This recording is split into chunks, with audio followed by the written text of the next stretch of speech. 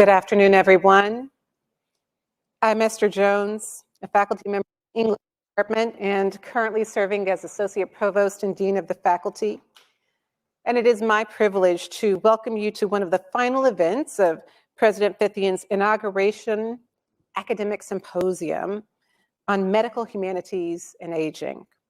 For those new to the concept of the medical humanities, this is an interdisciplinary field and intellectual framework that applies a multidisciplinary approach to critical issues in medicine and health. This approach aims to foster a better understanding of what it is to be human, well, ill, and to experience the healthcare system through the fields of humanities, arts, and humanistic-leaning social sciences. We have an exciting opportunity to hear three outstanding members of our faculty from psychology, photography, and documentary filmmaking or screen studies who will engage in an interdisciplinary dialogue about aging and later life. A quick note about the format of this panel. I will first introduce my distinguished colleagues. We will then watch the first 14 minutes and 30 seconds of the award-winning documentary With Dad, in which Soren Sorensen, our faculty member in Visual and Performing Arts, Screen Studies, chronicles photographer Stephen DiRado's photographic documentation. See how meta that gets right there? Photographic documentation of his own father's experience of Alzheimer's disease. And we will then engage in a cross-disciplinary dialogue about aging and later life, and what it means for a society of increasingly healthy and growing population of older people. First, Stephen DiRado is an award-winning professor of the practice of photography in the studio art program here in the Department of Visual and Performing Arts. In his more than 40-year career, he has been the recipient of numerous awards for his work, including the prestigious John Simon Guggenheim Fellowship, a total of 5 awards from the Massachusetts Cultural Council and Massachusetts Art Foundation Fellowships, and has most recently received a Diane Fund Award to support the publication of his forthcoming book, also titled With Dad. Soren Sorensen is an associate teaching professor in the Department of Visual and Performing Arts and the Screen Studies program, and an award-winning documentary filmmaker. The short documentary With Dad, which we will see the first 15 minutes of, has received several awards from various film festivals in the Best Short Documentary category. His forthcoming feature-length film, Omar Sosa's 88 Well-Tuned Drums, had its world premiere this past Saturday, April 23rd, at the 52nd Annual USA Film Festival in Dallas, Texas. The film is a look at the life and work of Grammy-nominated pianist and composer Omar Sosa. Finally, last but not least, I'm pleased to introduce Jeffrey Arnett, a senior research scholar in the Department of Psychology at Clark University. He is the leading authority in the world on the age period from 18 to 29, which he coined emerging adulthood. Dr. Arnett is the founding president and executive director of the Society for the Study of Emerging Adulthood. His most recent research interests have turned to the age period from 60 to 75, as he considers later life from a developmental psychology standpoint. So again, to frame our dialogue with my esteemed colleagues, we will begin with the viewing of the first 14 minutes and 30 seconds, we timed it, of Sorensen's documentary With Dad. Again, a documentary which engages Stephen DiRado's photographic documentation of his father's life and experience with Alzheimer's.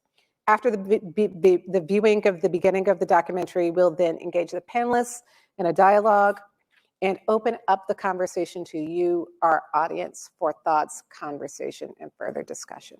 So without further ado, With Dad.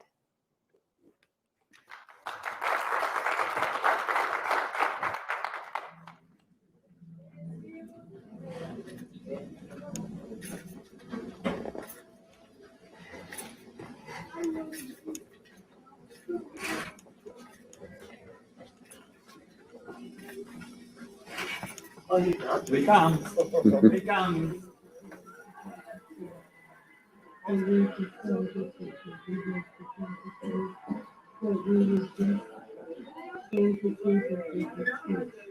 Hi, Dad.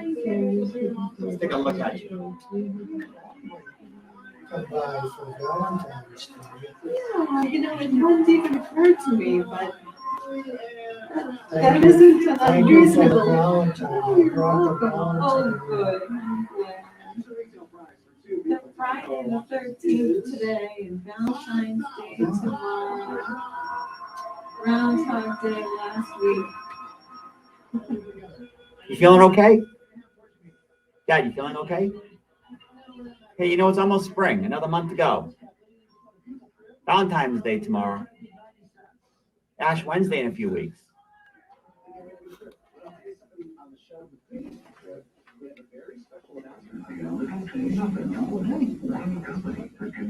Hey, have your eyes open? Huh? Oh, you got a little bit of life in you? You're always sleeping on me lately. It's the winter, right? We're hibernating.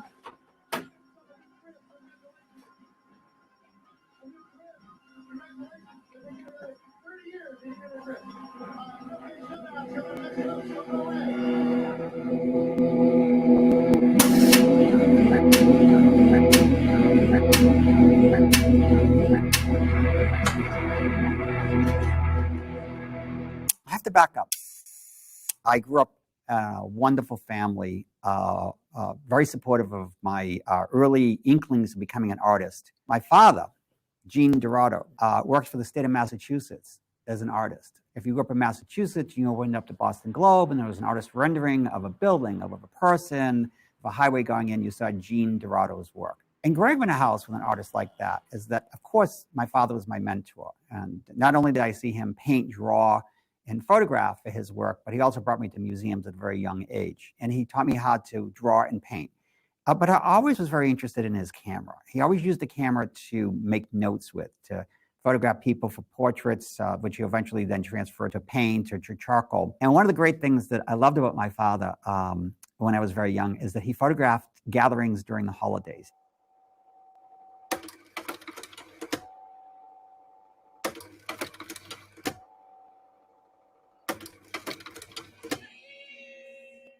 And I really thought that was as good as it gets. And I asked him maybe at around 10 or 11 years old, Dad, can I borrow your camera? And he would say, kid, that's the bottom of the food chain. You don't want to be involved with photography.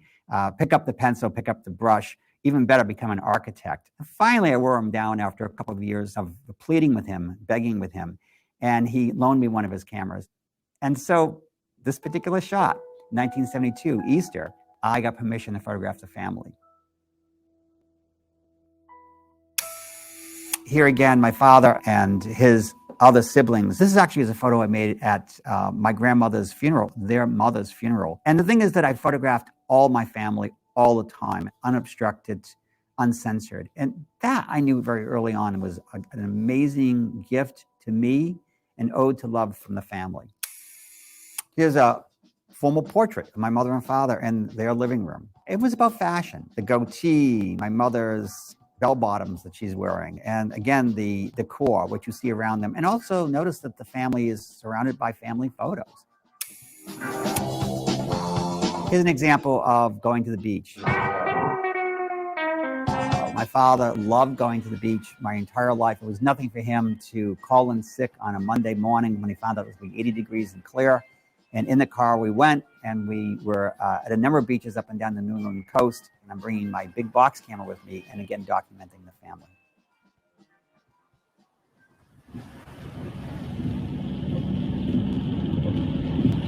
You know, it's kind of an honor to do this, to do any of this. Photograph Dad, photograph on the streets, shoot at dinner. You know, we don't even know if this is totally legal, what I'm doing in the nursing home. And the fact that everybody there kind of turns their head to the left and to the right just a bit. Knowing exactly what this is all about, which is also an amazing thing. Alzheimer's was in the news at this point. Drugs being introduced, you know, our generations of family and friends are growing older and living longer, and Alzheimer's is becoming the thing that everybody's talking about. And I was afraid that maybe something like this is happening to my father. And there was just something about him that seemed a bit reserved and removed, and even the possibility of him being a little depressed. And it worried me because I really wanted him to go on to become the artist that he talked about all his life, somebody independent. But I felt I needed to make an appointment. I needed to just be with him and nobody else. And this is the very first time that I did this particular October day. I went home, developed a negative, printed it, and looked at it for a while and thought, all right, this is going to be routine for as far as we can take it and see what's going on with my father. He's about 60 years old at this point. I'm 60 years old at this point right now. And so, of course, I reflect on where he was at. The conversations are short. They're yes and they're no or maybes. And that he's not really inquisitive about what I'm doing. And I should bring forth that earlier in my career, that he was by my side, that he was in my studio and he was critiquing my work. And he was telling me what worked and what didn't work and what might be sellable and what might be more of a fine art project. But there was a detachment that was very unnerving.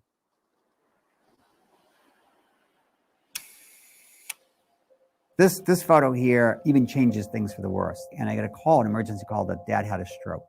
And I brought my camera. It's what I do.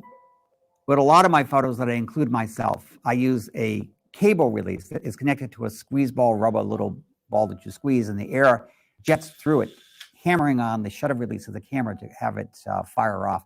And so a lot of the photos that you see with me included in them is that I'm triggering the camera that particular way. So in this shot here, I asked my father to look at the camera, and he's well enough to do this, to understand that looking at the camera is what I want him to do. Before I made this photo, I asked him a simple question to count to 10. And he laughed and he said, absolutely.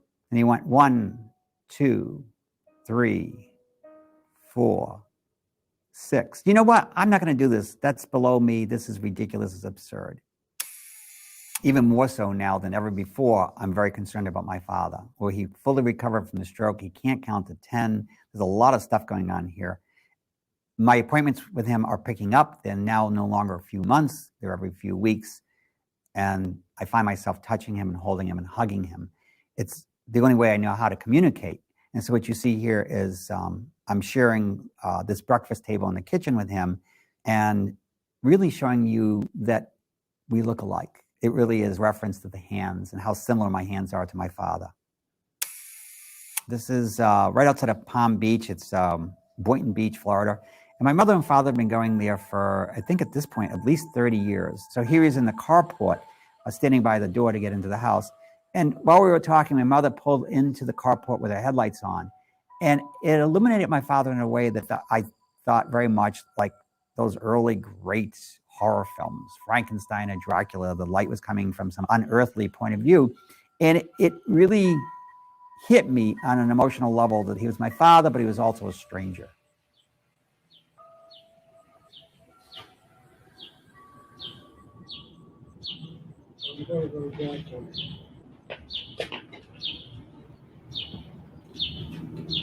Chris, I'm going to actually have you participate. I'm going to have you pick up the sun up in here, like this, so that you hit Mom from that angle.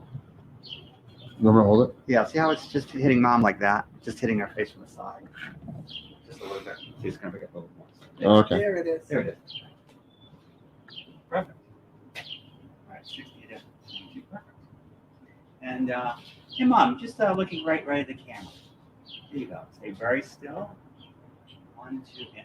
Good, we're done. So It's like taking x-rays. isn't it something? Good, that's it.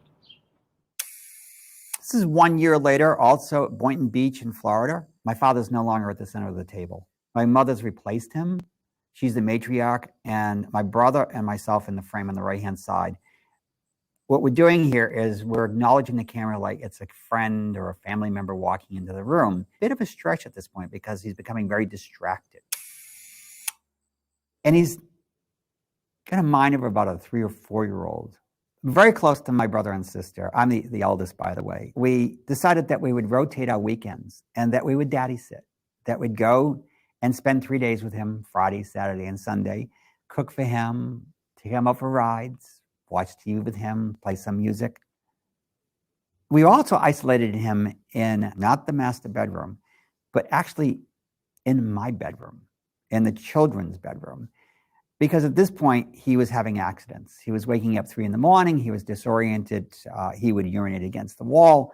We removed all the rugs. We pushed the furniture back. We gave him just a single bed to sleep in. And so here he is in this room, isolated.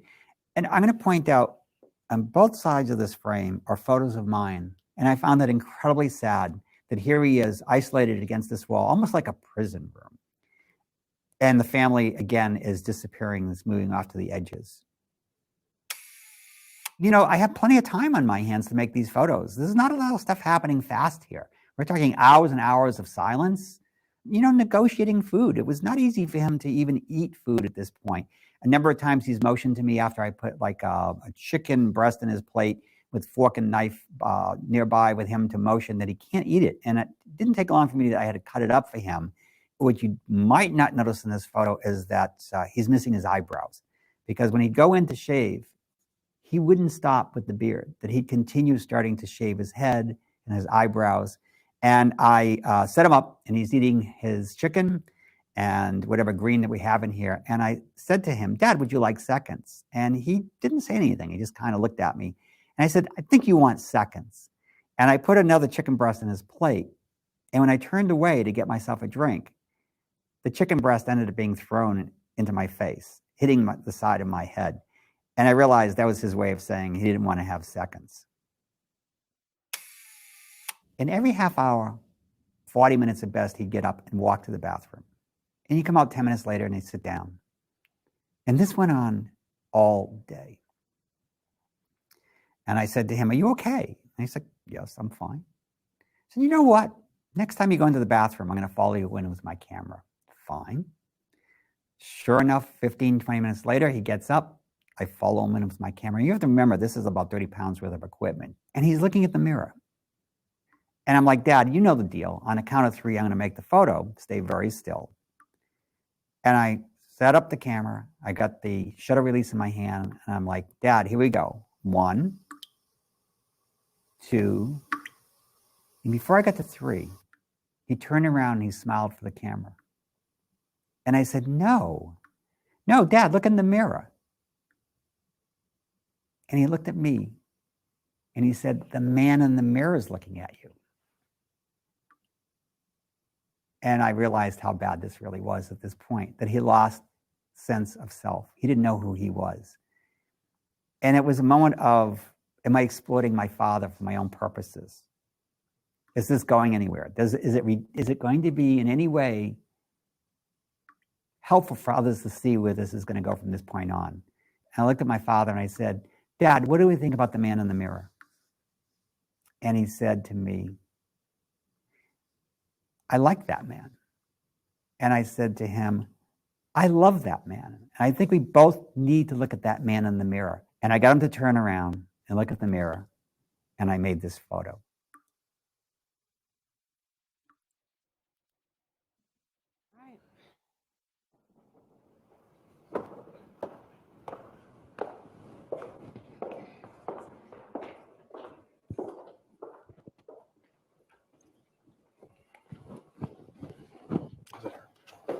It gets worse, but then it gets better at the end. I just want to let you know, okay? So quickly, for those of you who have not seen the full 30-minute documentary, it is available to watch free online at wgbh.org. And it's certainly a compelling documentary that we would encourage you to view the complete documentary in its entirety. But there's a riches here of themes and topics that we could explore. But I just want to take a minute to kind of frame a couple of questions that I've shared with Jeff and Stephen and Soren in advance, and to kind of use as a jumping point for us to kind of think about some of the themes in the film. So you've got documentary filmmaking, and you've got this notion of framing and frames, and how we frame later life, how we frame aging, how we frame, and framing is a way of understanding, right? So if we're going to have a conversation a little bit about time, aging, and reframing, later life. So the different levels of framing that are happening here. So Stephen, Soren, as you all are kind of thinking about this framing, the documentation of the decline, this decline that you've documented over time, a lot of time, right? Spent with this. What can you answer that question that you I posed, think right? about it all the time. At the end of that, Yeah, right? I think of it all the time.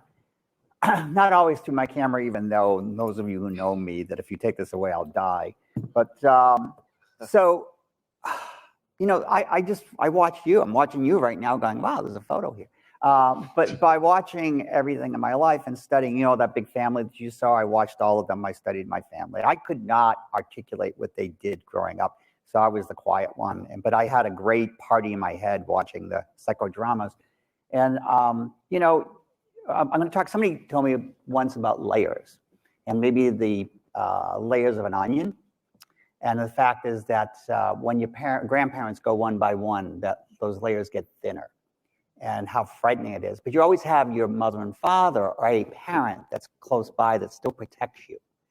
And there was a point when my father was ailing that I realized that there wasn't much protection left. And I had to rethink my role. I was no longer a child, even at 40 years old, but I was becoming the parent, and that I had to be responsible for that. And I know for a fact when that hit me, that I was comfortable for that and working in reverse, that I was the one that had the words of wisdom. I was the one that was best for them as opposed to them being best for me. Is this kind of answering some of the thoughts that you've had? And then, of course, you know, the film itself explains other things going on in my head, because I had to change my role constantly. And I was caretaker, feeding him and washing him. And I think some of you are way too young and you think, I could never do this. Guess what? You can do this. You really can. And you know, Bob, I'm looking you out there, who you're my hero, because you recently did this. I'm very, very proud of you, losing a parent. And it's a gift. You give back. They gave everything to you, and you give them something back. So yeah. Soren, can you talk a little bit about how you chose to frame this narrative of this person who's documenting his father's kind of long decline? Talk a little bit about your documentary practice there. Yeah, absolutely. I mean, when you say the word framing, I can't help but just think in filmmaking terms. Like, I get that it's broader than that, but I'm thinking about what's in, like, what we're seeing, what we're not seeing. So framing, right?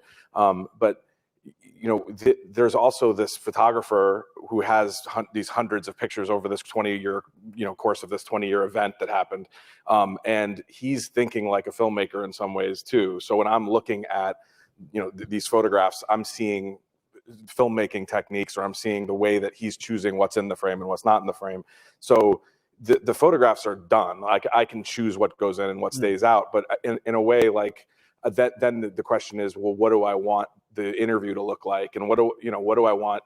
What do I want in? What do I want out? And so this whole idea of like having Stephen be against the black backdrop and just this really kind of, you know, naked kind of frame. There's not much going on there. And in fact, this was shot in this building in 2018, that interview in a classroom on the 3rd floor where I teach. And we just built a black box out of duvetine and paper. I mean, it's just, you know, kind of sound blankets and C-stands and stuff. And he spoke to a lens. In fact, it's not like he was speaking to me. He was speaking into a lens, and I knew he could do it because he's been looking into his own lens for a long time. So yeah, it was. So when you say framing, it's always about like what's going to go in, what's going to stay out, and how do you do that without overthinking it. And you do it by touch, you do it by feel, and hope that, you know, you're honoring what Stephen's doing. If I did my job in this, like, I'm not in this. Like, this is about Stephen and his father, and I'm approaching this as like, I try to be the most ignorant audience member, where I'm like, I don't understand any of this. Like, what would I want to hear about that photograph? Why is it riveting? Why is it arresting to me? And if he can talk about it, which he can, I can cut that up, and hopefully the rest of the audience gets something out of it as well. So yeah, so it's such a broad question, but I always I was thinking about framing from teaching intro. You know, it's like that's all I ever think about is like what, you know, what, and he already did all the framing for me in a way. So.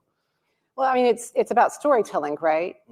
anytime you're telling a story, you're choosing what's in that story. You're shaping, the way that you understand that story is framed literally by what's in and what's out. And I was struck by the ways that you took us through that narrative, Stephen, talking about the way that the pictures are positioned in the picture, in the story that it's telling about the space and the movement away from family and sort of a loss of sense of self.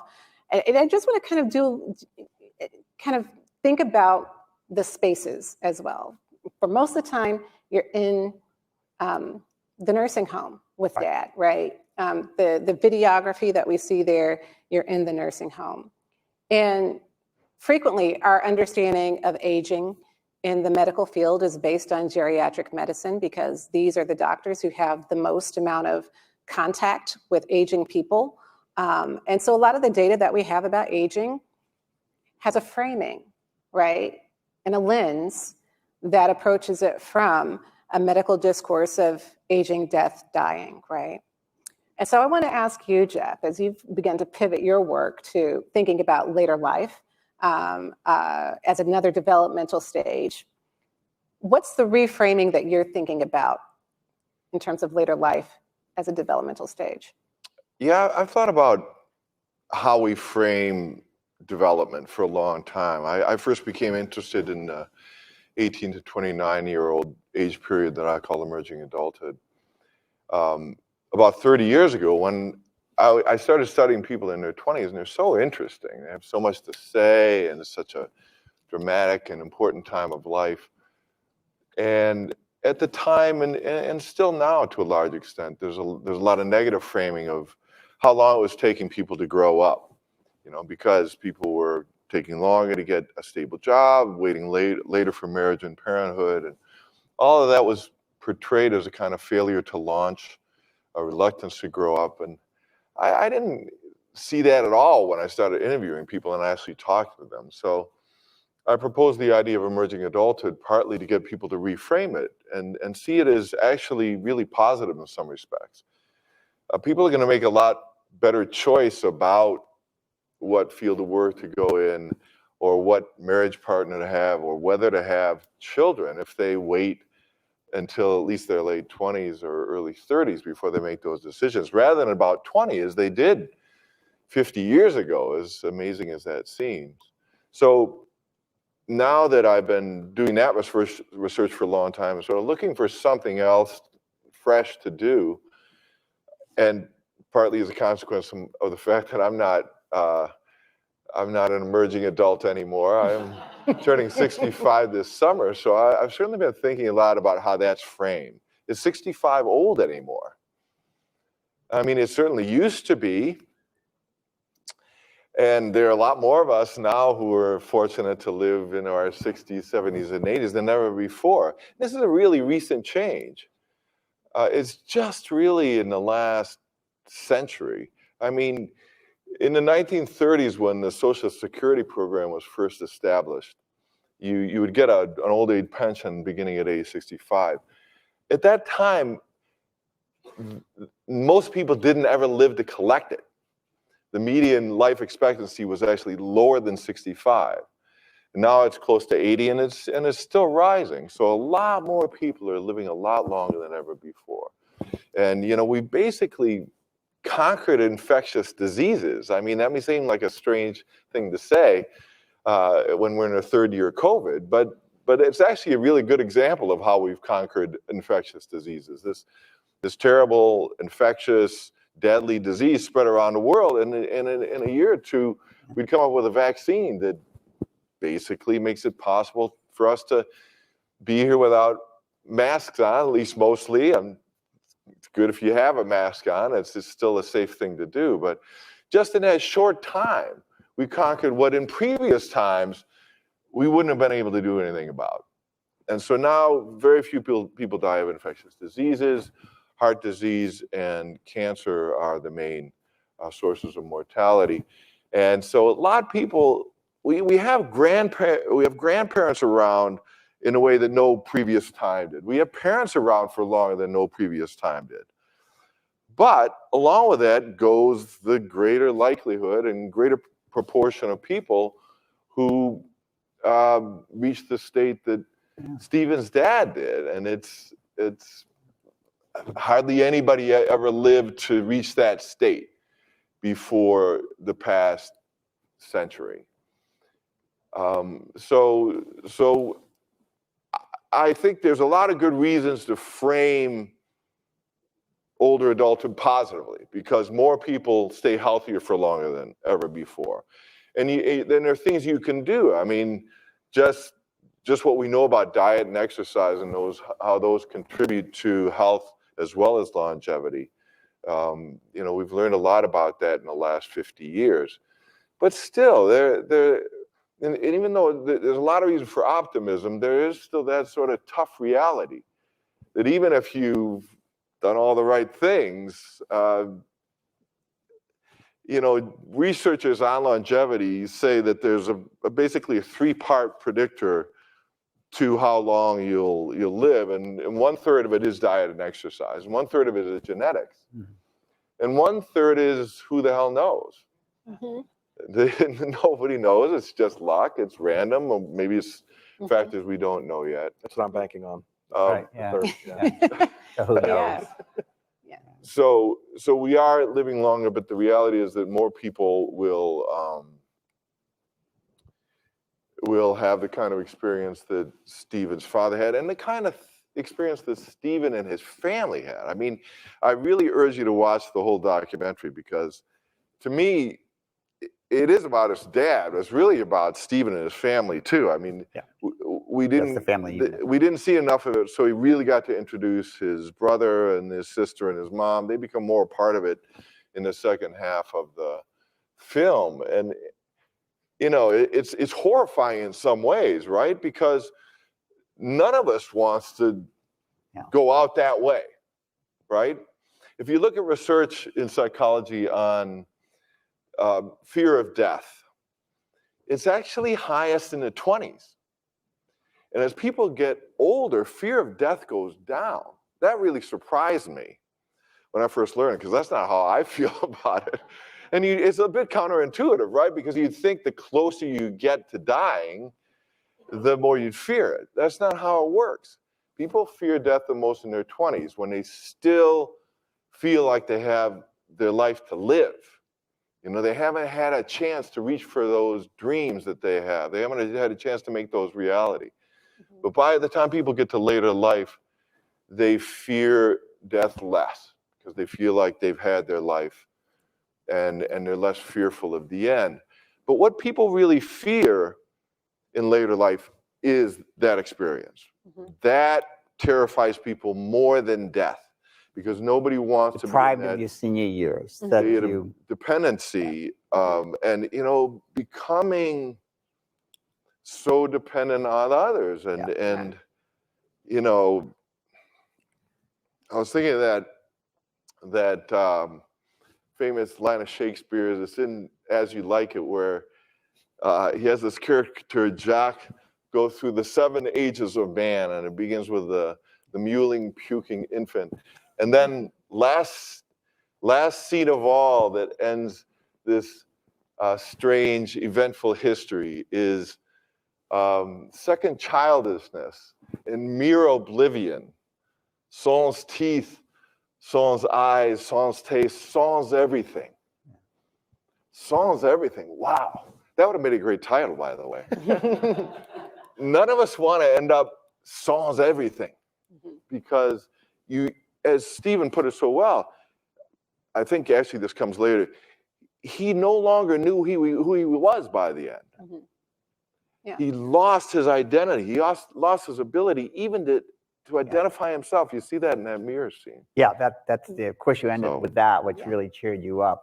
So just very, very quick about aging is that I think, and most of you, I work on all kinds of projects and they go on for decades. And when my father died, it ended the project, and it ended me being in a nursing home. I actually miss being in a nursing home. I didn't think I'd say that in a million years.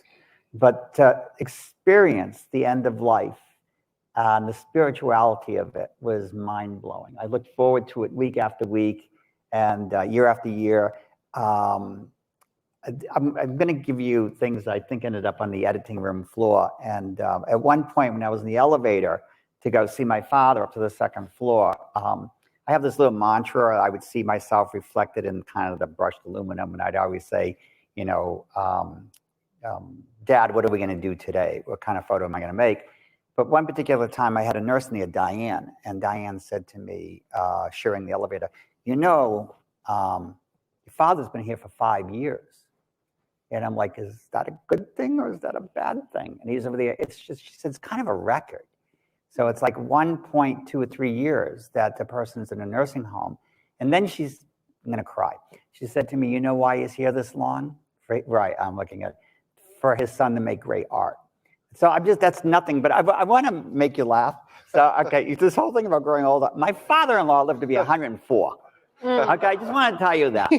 Okay, I know this is breaking out of this, but I got to just tell you that the other side of this is also the big unknown. It really is. Yeah. So he's 104, and at 99, he gave up his driver's license because he said to me, I don't have the reflexes of a 98-year-old. I kid you not. And he also said that all I do is drive myself to the liquor store. You can do that. And so, They but deliver then, now. yeah, but the serious side of this, Jeffrey, is that when he was getting sick, he was having these spells where he'd pass out, and I would run down and see him in the hospital. And I would say to the doctors, you know, what's going on? And he says, we really don't know. We really don't have a lot of information about people living into those, 100, 105 years old. And he's a living experiment. And that's bad. That's really, really, really bad. About the fact is that, there's a good chance that a lot of us in this room are going to make that. Mm-hmm. So we don't want to hear that this is like the great unknown. Mm-hmm. So there needs to be a lot of changes here taking place. And I know I'm going to go ahead. You have a question? Not at all. Because we do want to get some engagement with the audience. Yeah, but there are a couple of threads that I'd love to kind of pick up here.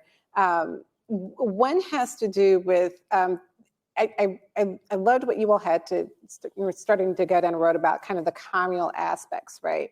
The relationality, right? The relationships, right? The framing of the family and the relationship of the family and that. But also, there's this notion of the paradox of identity making and identity loss, right? So as you age, right, you fear death less because you've kind of had a lifetime to do stuff and to make a mark and to live meaningfully and well, and maybe that's the reason why, right? So another little bit of kind of, I want to inject a little bit of research in here as well about brain science, right? So, after they finished mapping the human genome, they was like, let's do the brain. And so they've started trying to map the brain, and I don't know where they are with that right now, honestly, but they did this study on 90-year-olds, right? Which was hard to do, trying to see kind of, what's going on with these 90-year-old folks and they're doing the science of the brain, looking at the plaque buildup on the brain that's supposed to contribute and be the kind of leading indicator of Alzheimer's. Yeah. And by the time they got to the end of the study, they knew less about the brain than when they started, because there were 90-year-old people who had the brain plaque that should have been in late stage Alzheimer's who didn't have it. They were good. Wow. And then there were others who had lesser amounts of brain plaque, and all of the indicators biologically that should have indicated that they should have been kind of okay, but they had Alzheimer's. And so at the end of that, it's like, so what is that 33%, right? What is that last third, though? What the hell is this? What do we know? What's happening here? What is the factor? What's the thing, right? And it brings me back to, from my humanistic lens, this notion of perhaps identity making, meaning of one's life, and identity loss, right? I think about this a lot with respect to thinking about retirement, right? What happens with people after they retire? And if there has been a loss of, what's the word I'm looking for? Engagement. A loss of engagement, a loss of look forward community, to, a loss of get up for every day. Thank you, purpose. Can you all talk a little bit about that in terms of how you're thinking about it with aging from your respective perspectives? Yeah, I mean, I work on a really small local PBS show called Harvesting Rhode Island. I didn't think this was going to come up. And I've interviewed, or I've shot interviews and recorded interviews with a lot of farmers in the last few years, since 2014 or 15.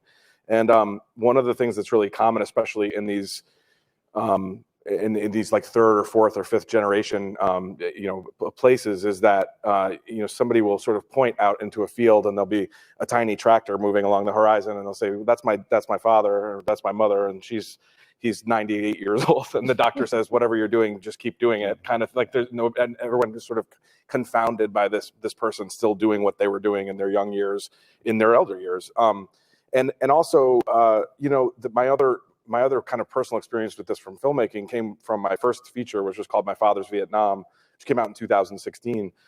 I'm not trying to plug. I just one of the interviews for that film is with an elderly gentleman named Loring Bailey, and it was a person who was the father of one of my dad's friends who was killed in Vietnam in 1970. And this guy was in his mid 90s when I met him, or in his early 90s when I met him, and he became a friend of my family's and my wife's, and when I interviewed him, he remembered the date of his son's first day of school, and so he's like the most lucid person. Like I say, like he was more lucid than I am, and people laugh, but he was actually more lucid than I am. Like I don't even, I have no explanation for it. So, it's just, and we, through just strange kind of grad school and jobs, we would be in Mystic or Stonington, Connecticut, like once a week, and we would visit him once a week, and he would, make tea and hang, it's just, this guy's like in his 90s and finally passed away in 2010, or he passed away in 2009, and his wife passed away in 2010, I think, or vice versa. And but yeah, I mean, absolutely, this idea of keeping active and doing what you love and all this stuff. But the thing is, Jeffrey, when I was listening to you talking about getting into these like really elder years, right? Actually, this issue with Stephen's father started when he was 60 years old. Yeah, that was one of the things about it that was quite chilling. And for you to be 40, and I was older than you when I made the film than you were when you were taking care of your dad, and you were saying I'm 60 years old, and if you speak to Stephen, it doesn't seem like he skips any beats. So you do wonder, like, what can you possibly, like, what can we do to sort of prolong this lucidity and this kind of like being with it and really enjoying ourselves, or trying, being ambitious and feeling a sense of purpose. That's a big question, and it's not for that does matter. a filmmaking professor to. The research on how people respond to retirement shows that they go in a lot of different directions, both in terms of how happy they are and how healthy they are, and those are correlated. And a lot of it does have to do with purpose, as Stephen said. Having something to really be engaged with. For some people, that means continuing to work part-time or going into volunteer work. Actually, quite a lot of people do that. For some people, it's taking care of grandchildren. For some people, it's, taking care of the cat or the garden or something, playing Wordle every day, I suppose. As long as you have something, it doesn't really matter what it is. That makes a big difference in how healthy and happy you are. But again, that's you do have some control over it, but it's limited. That's the reality of it. And I think hopefully by the time we all get to that point, or maybe time some of you younger folks get to that point, there'll be really effective medications for reversing the kinds of things We're hoping. We're counting the ways. Documented, but right now, that's the reality. We do what we can, and for me, it means appreciating every day, even at 64, almost 65. That's how I've responded to it. Waking up and feeling, gosh, I still feel good. I'm going to make the most of this day. And I didn't always think of that when I was younger. I do now. So we want to open it up to the audience for any thoughts, comments, questions. Bob. Hi. Yeah, I think I'm going back to Esther's initial framing question. but actually it's to ask two fairly unrelated questions. So one is, if people haven't seen it, I don't think it's revealing too much. So in terms of not framing the image, but the narrative, when I was watching the documentary the first time, I was like, who's filming him? Who's filming him? And so to me, it's interesting that we made it halfway through and we still don't know. So to me, I was wondering if narratologically, like one of the cruxes for you was that reveal, you know, of like, oh, there was somebody else with a camera watching the camera at that time. And then this is, as I say, pretty much unrelated, but I'm kind of picking up on Stephen's thoughts about like the framing of oneself as no longer a child. And it is true that my mother just passed away, and she passed away at 83. Now, I've often thought I would work till I was about 70, but I was sort of imagining like Queen of England living till I'm 100. That's possible. And we all are. So It helps to have a staff. Yes. So yeah. So I mean, it's and also there are good genetics on the other side. True. But you know, it is interesting. You know, retirement with 10 years left seems like a different deal than retirement with 30 years left.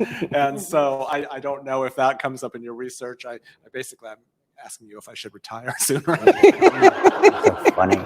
So, should we, Bob, do you literal in the sense of like who's filming me? Is that what you meant? Yeah. So. Yeah. Well, Bob knows that it's Chris. It's not a spoiler. My brother. Yeah, this is Stephen's brother.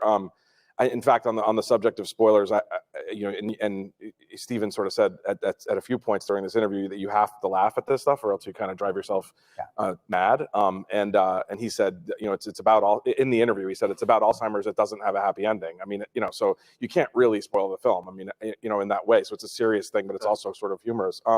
But we didn't. I actually had the pitch to Stephen about doing a film before I even knew that we had all this video. So getting all of a sudden this treasure trove of this video was just like euphoric. I mean, because you even saw the moment where he's photographing his mother and he says, Chris, I'm going to have you participate. And it's like kind of like a little Easter egg in there. You're not sure who's Chris and what is this. And then he introduces who his brother is and all this. But to have a moment where you hear the shutter of that big old camera click and then on a video, and then I can go into the photograph and like this weird kind of angle switch is just catnip for a filmmaker. I mean, I was just like, I didn't even have to do anything. I'm just like, and I like editing. That's that's what I really like to do. In fact, this film won one award for editing, and that was the one I cared the most about. I didn't even like best short film. I was like, no, I want to win an editing award. I want somebody to like, recognize what we did editing wise, because that was the thing I was the most proud of. But yeah, no. So as soon as I knew that we had that video. I knew that Chris had to be sort of part of the film, which he does become later in the narrative. So I got to kick it. So everything I'm going to talk about makes you smile, makes me smile. So my brother couldn't go to the nursing home. It was just he's the child, he was the baby in the family, and he wanted to remember Dad in better days. And I'm like, I had this video camera that I bought for a project that I didn't use, a movie camera. And I said, Chris, you got to go see Dad. And he said, I just can't do it. I said, how about if I give you this video camera to film your brother, me, photographing Dad? And he's like, I can give this a try. And so I knew I was winning him over, and he was waiting for me in the parking lot at the nursing home. And he'll say, take two. What do you mean take two? Go back to the car and try walking out the other side. You can hear him doing that. And I realized I won him over. And he had enough courage through the camera, very much like I have courage through my camera, as a shield to some degree, a way to kind of a conduit to get to things, to walk in that nursing home and make those spectacular, all that footage that you've seen, or pieces of the footage you've seen. I have to tell you all that this guy made me feel so comfortable. And you all know I talk a mile a minute, and he slowed me down, and I'm trying to slow down here because I have 5 things going on in my head at once, and there's always a traffic jam in there. And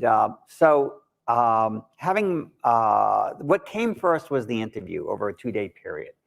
And Soren was brilliant. He just asked the right questions and the pauses. And yes, I was looking at a camera, but Soren, I knew, was behind the camera. And so I love him dearly. And so that was easy to talk through the camera to get to him.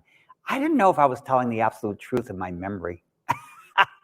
I'm like, because I'm wondering, I probably had Take it from a Alzheimer's. psychologist. Yeah. People almost never. Yeah, right? And I thought there are at no 38 facts. it was There's over with. There's only truth. There's no Yeah, facts. yeah, There's at only- 38 it's right, over yeah. with. This is bull. So then when we got the, and he's over there, you have any footage? I was like, oh God, I have hours of footage. My brother, are you kidding me? And so I made this delivery of this footage. And then when you're editing it in. Well, it wasn't a delivery exactly. I had to meet him at a McDonald's on 146. Yeah, with these Yeah. huge like hard drives. And so when you edit it in, it's like, oh my God, I was actually remembering this. That's Yeah. pretty good. I guess I don't have Alzheimer's yet because No, the fact that I was yeah. actually verbatim at times. Yeah. So that was a really remarkable moment. And the fact that you put this all together with the descriptions that took place. Oh, they're back there. Christina. Yeah, Christina. We got to find out if Bob should retire. Yeah, never retire. Don't. We'll talk after. Don't. No, he should Don't not do it. retire Don't yet. do it. I love this conversation, and I've been trying to formulate this question, and I don't really know how well it's going to come out, but it helped build off of some things that Bob said. So one of the things I was thinking about is that, Soren, your film, My Father's Vietnam, was very much about your relationship with your father, which I wondered how that affected how you approached this project. And then building on that, I was just wondering in general if you all could maybe help us think about how we do think of aging because of how we see our parents, because all of you were sort of referring to that, like my father was this age and I'm now this age, or, Stephen, you were that age and now I'm this, we look at people and we see they were that age and now I'm this age, and how does that affect our sense of aging? So, Yeah, I mean, Stephen said something about having the camera as a defense mechanism, or kind of and Chris using the video camera as a defense mechanism. I use like bad humor as a defense mechanism, and so when we presented this, thank you for agreeing so quickly with that. So when we presented this film at Vermont College of Fine Arts, it was my master's thesis, and I think I had a similar question about My Father's Vietnam, and I said that this is the second in my Daddy Issues trilogy. And so, like, I mean, my relationship with my dad is so different in a way, despite the fact that, if it wasn't for that relationship, and with my mother as well, I would never be a filmmaker. I mean, for sure, there's no doubt about it. But my dad didn't really know what I was doing. Like, he doesn't watch movies like this probably, and he watches a lot of movies, and he loves watching documentaries and stuff. But I think when I was collecting the footage for that film, I didn't know what I was doing either. So he would say, well, what is he doing? Through my mom usually. And I was like, I don't know, I'm just collecting footage. So, and I was lucky enough to be able to, have a little bit of skill as an editor, which came from, not filmmaking, came from music.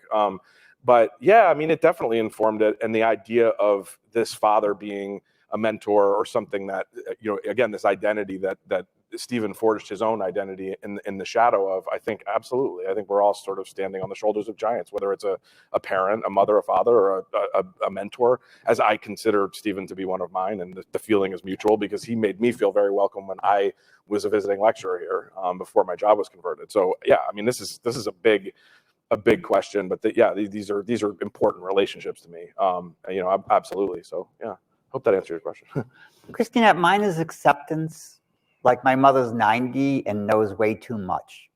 And she remembers stuff that I don't even know if it's real, but she says it is. And so, at one time it used to irk me. We all know that because we're all kids. And now I just enjoy being with her. Of course, I'm photographing her. And so, our mother, everybody said, don't go see your mother, they're going to give her COVID. But she gave us COVID. And then she wanted to bring us chicken soup a couple of months ago. Well, all the kids got sick seeing her on her 90th birthday. And the thing is, I just enjoy her. And that took decades, because she's tough, and now I don't care. She can be as tough as she wants. She can criticize me as much as she wants, and I'm not living a proper life as an artist. I still get that, and I'm like, fine. I just love her, just to be around her, and I'm gonna hopefully be her someday, 90, I hope, and have that kind of sharpness. My father was devastating. I'm gonna bring up. Most of you know Frank Armstrong, who right now has a big show at the Fitchburg Art Museum. And this is also about aging. And Frank came to this city because his wife took on a job when he was 62, 63. and he came to visit me to talk photography. He's a new guy in the block. So he's a new guy that comes in and wants to meet another photographer. And within an hour or two, I realized that he had a lot to offer still in his 60s, which I thought was old back then. And now I'm a few months younger than you, by the way. So, but by months. And I really wanted him to come to Clark. And I really wanted to get him an adjunct position here. He became my mentor. He's still my mentor.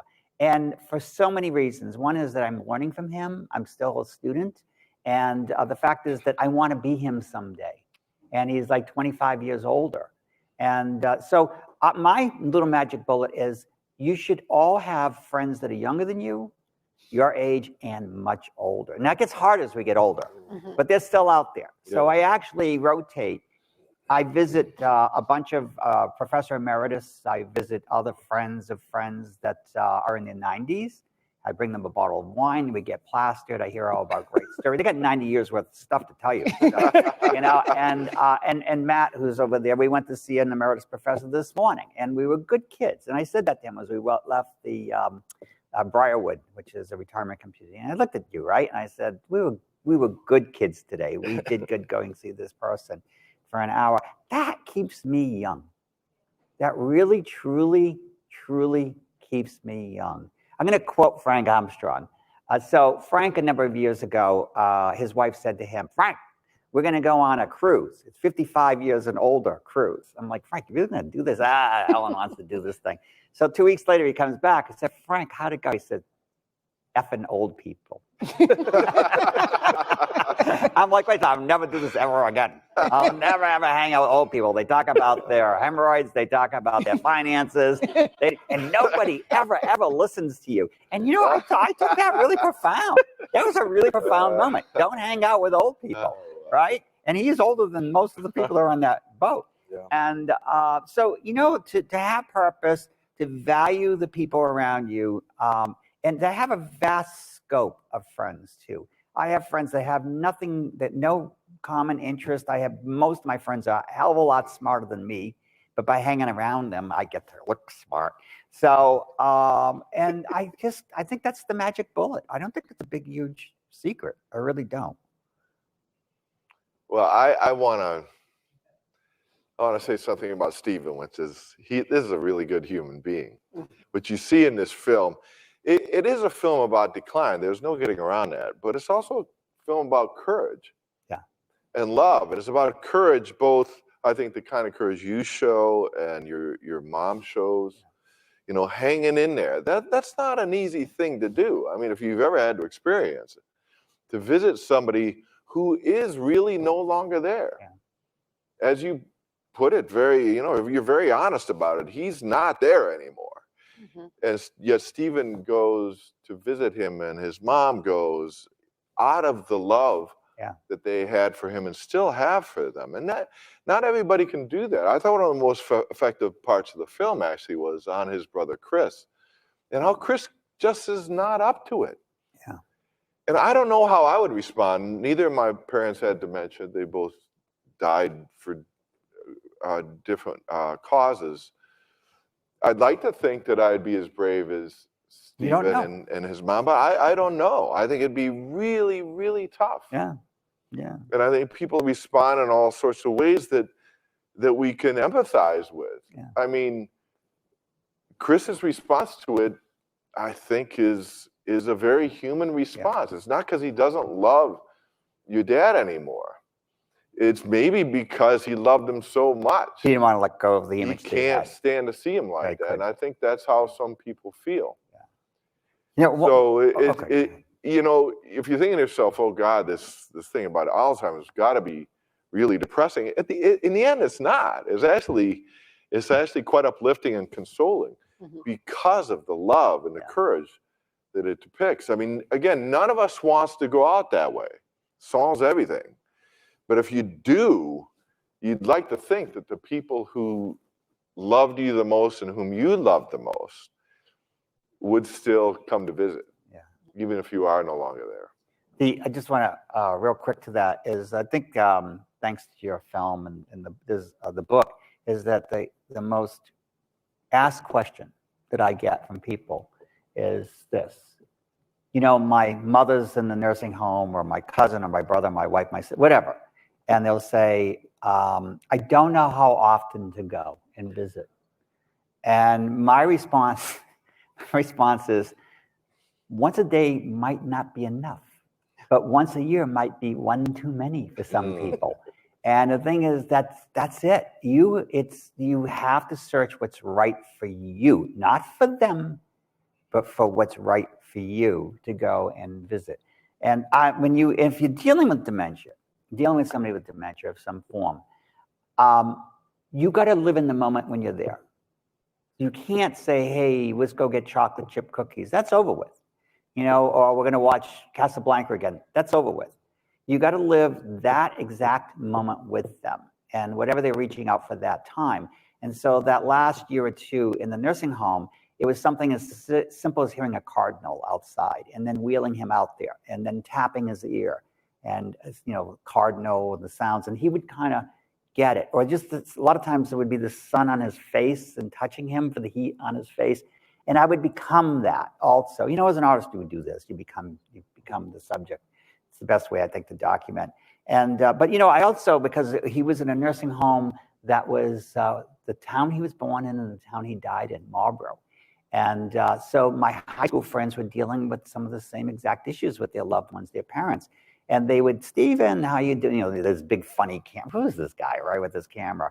And but they were tortured, and they were going to therapy, a lot of them, because they were not dealing. They were not. And I would say, back off, live the moment. I would become the therapist for them and sit down and talk to them for a long period of time to get them to understand that this is very important, that they're heroes to go. Same thing, whether it be once a day or once a month. But they're doing the thing. But they're learning also about themselves. Never forget that. You're learning about yourselves in situations like this. So we're The man in the mirror. The man in the mirror. Yeah. Thank you, everyone. Please join us at the reception in Tilton Hall. Thank you to our esteemed colleagues here, Jeffrey Arnett, Stephen DiRado, Soren Sorensen. Thank you for our fabulous conversation. That was good.